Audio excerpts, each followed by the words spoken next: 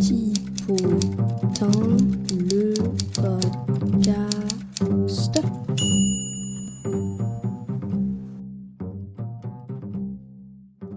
Aujourd'hui, nous plongeons dans les années 1920 en Allemagne. L'après-guerre apporte dans le paysage artistique un élan nouveau, une volonté de modernité.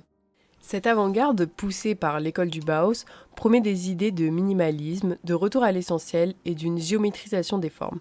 C'est donc dans ce contexte que le designer Paul Friedrich August Rainer va concevoir à partir de 1924 sa typographie Futura.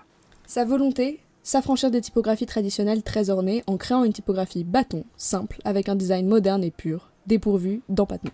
Créé initialement pour la fonderie allemande Bauer, Paul Rainer va mettre plus de 3 ans à perfectionner chacun de ses caractères. Il dessine ses lettres selon les canons de la géométrie la plus pure, tout en corrigeant dans les moindres détails les excès de cette géométrie.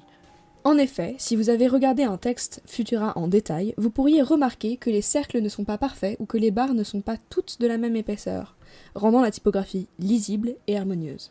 Futura sera utilisé en abondance en Allemagne, jusqu'à l'arrivée du Troisième Reich, qui rejette complètement toute forme de modernité, notamment typographique. C'est alors le grand retour des typographies typiquement germaniques, avec un style néo-gothique comme Fracture ou Textura. Cependant, dans les années 50, pour oublier les horreurs de la guerre, le monde entier cherche des symboles universels, neutres, pour créer une unité. C'est le développement du style international, mais aussi la création d'institutions comme l'ONU. Et quelle typographie est alors perçue comme simple et cosmopolite ? Futura.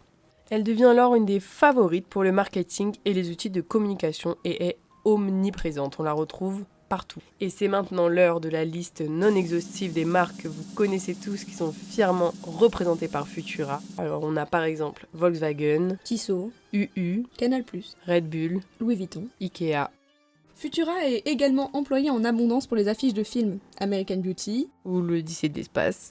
Et en parlant d'espace, Futura devient omniprésente sur la planète, mais aussi sur la Lune. En effet, en juillet 1969, lorsque les astronautes de la mission Apollo 11 se posent sur la Lune, ils emmènent avec eux un drapeau américain, mais aussi une petite plaque en aluminium sur laquelle on lit « We came in peace for all mankind ». Et quelle typographie est choisie pour réaliser cette ode à la paix ? Futura. Aujourd'hui, on connaît des centaines de variations de Futura, ce qui renforce son omniprésence dans le paysage moderne.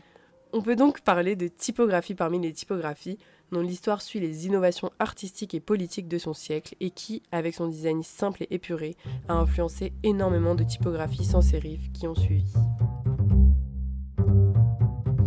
À très bientôt.